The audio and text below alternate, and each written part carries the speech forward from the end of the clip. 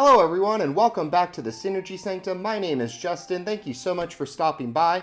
Here at the Synergy Sanctum, we specialize in all things related to Magic the Gathering with a specific focus on deck building. So I aim to show you very quick deck techs that'll show you all of the cards in the deck and how they work together to ultimately achieve the goals of that deck. If you're not already, please like, share, and subscribe to our channel. We really appreciate that. And we also have a sister channel now, so head on over to Commander Coliseum and check out their content as well. And for today's deck tech, we have for you the Lord of the Rings Precon, the food and fun, I think it was called, the one with the hobbits, with Frodo, Adventurous Hobbit, and Sam, Loyal Attendant at the helm in our command zone. And this is a Precon upgrade, a pretty significant upgrade, as you can see. I think the Precon was originally like $60, and we've taken the market value all the way up to $733 to $807 for this synergized Lord of the Rings focused EDH deck today. So we are running more so with Sam's ability and the food side of things. Hobbits like to eat food, and they're going to eat a lot of food and gain a ton of life. And then we're running a bunch of cards that synergize with that strategy as well. So Frodo, Adventurous Hobbit, kind of benefits off the life gain. As long as you've gained 3 or more life, the ring's going to tempt you. And then if he's your ring bearer, you get to draw as long as it's happened twice. And then Sam, Loyal Attendant, really the showstopper here at the beginning of combat on your turn. You get to make a food, and then instead of foods costing 2 to gain life, they only cost a single mana to do so as long as Sam's on the field. So lots of fun things that we're going to go over today with these hobbits that we're going to be running.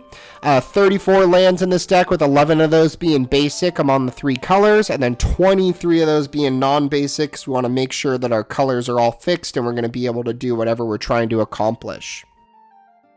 So to get us started, here are all of the hobbits that we are running in the deck. So we're running Lotho, Corrupt Sheriff, because it says when a player casts their second spell, you're going to make a treasure. Golem, Obsessed Stalker, has Skulk, and then at end step, each opponent that was dealt combat damage by Golem loses life equal to the amount of life they've lost, or the amount of life you've gained this turn. So we're going to gain a bunch of life, and if Golem gets through, which he probably will, they're going to lose that much life. Feasting Hobbit, he wants to eat food when he comes in, and then power less than him, they can't block it. Eleanor Gardner's really solid. She makes a food, and then at end step, if you've sacked a food, you get a land. Bilbo, Birthday Celebrant, because, you know, why not? We got to run Bilbo with all the hobbits. If you gain life, you gain that much life +1 is why he's here. Peregrine Took is making foods off of tokens, so he's going to double up your foods. Frodo Sorin's Bane is in here, because as long as he is a scout, he can become a rogue, and it says whenever he deals combat damage, that player loses the game if the rings tempted you the full 4 times, which we're doing a lot of ring temps, so this is totally a possibility. Farmer Cotton is entering the battlefield and creating that many hobbits and food tokens for whatever you pay into X. Delighted Halfling is here to protect us from counters for all these legendary creatures. And then Archivist of Ogma, not necessarily from Lord of the Rings, but he is draw for us and life gain if people are searching their libraries. And then even more hobbits in the deck, so we're running both Pippin and Merry at Wardens of Isengard. We're running Smeagol, Helpful Guide, and then we're running Samwise Gamgee with his love Rosie Cotton of South Lane. Samwise says that whenever another non-token creature enters, you get to make more food, and then you can sack foods to bring stuff back. Rosie is saying that when you make food, you're going to put counters on things. And then Prosperous Innkeeper is making a treasure when he enters, and then he's gaining us life when other creatures enter. And speaking of life, let's get into like the other ones that are making food or gaining us life. So Tireless Provisioner here, I feel like most people usually choose treasure. We're probably choosing food though. Treebeard of Gracious Host, when he enters, he makes 2 foods, and then whenever you gain life, you can make your hobbits bigger, or Treebeard if you want. Savvy Hunter says that when he attacks or blocks, you make a food. Guillaume, Master Chef, is making them at end step, making you a ton of food at end step.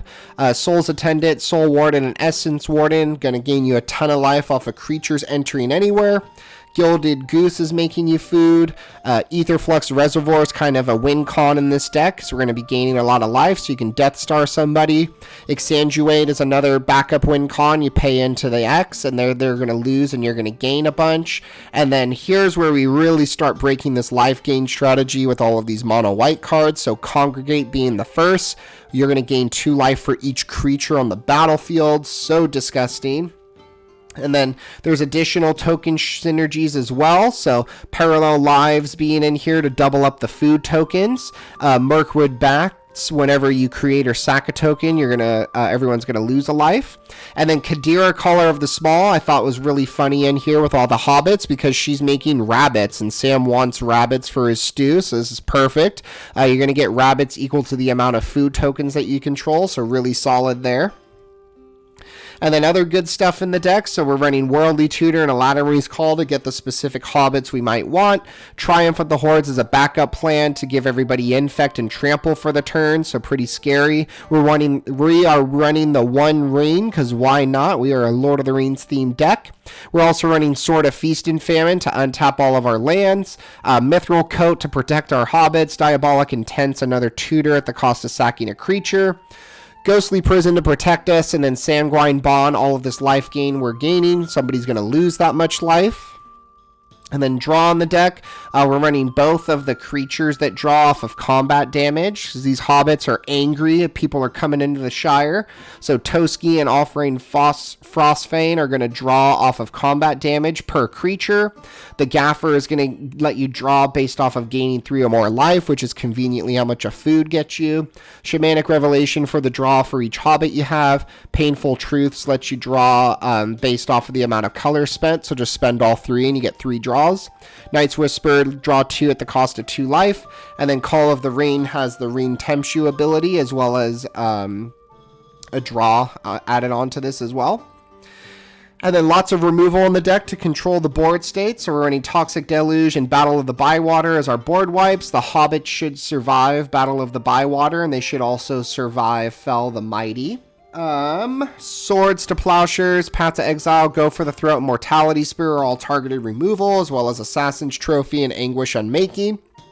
And then Aura Shards is going to let you blow up artifacts and enchantments off of the hobbits coming in.